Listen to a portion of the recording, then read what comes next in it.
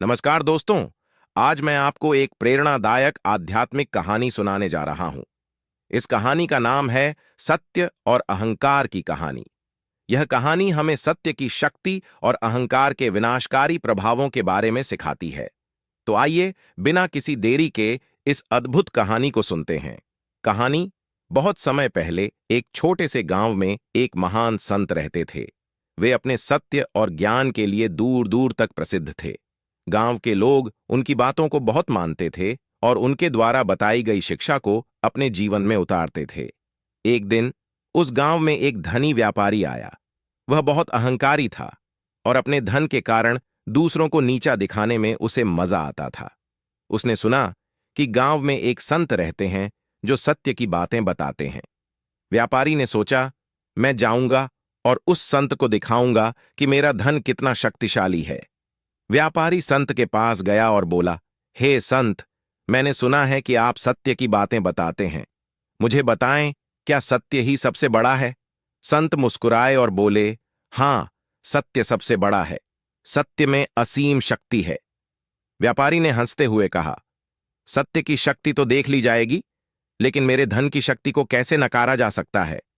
संत ने धैर्यपूर्वक जवाब दिया, धन की अपनी जगह है, लेकिन सत्य की शक्ति से बढ़कर कुछ नहीं। व्यापारी ने चुनौती दी, अगर आपका सत्य इतना शक्तिशाली है तो इसे साबित कीजिए। संत ने कुछ सोचकर कहा, ठीक है, कल सुबह गांव के सभी लोग गांव के चौक में इकट्ठा हों, वहां मैं सत्य की शक्ति का प्रदर्शन करूंगा। अगले दिन सभी गांववासी और व्यापारी चौक में इकट्ठा हुए। संत ने एक दीपक जलाया और उसे चौक के बीचों बीच रखा। उन्होंने कहा, यह दीपक सत्य का प्रतीक है। जो इस दीपक की लौ को बुझा सकेगा वही सत्य को हरा सकेगा। व्यापारी ने सोचा कि यह तो बहुत आसान है। उसने एक बड़ी सी किताब उठाई और दीपक की लौ को बुझाने की कोशिश की, लेकिन लौ वैसे ही जलती रही। उसने पानी डालने की कोशिश की, लेकिन लौ बुझी नहीं।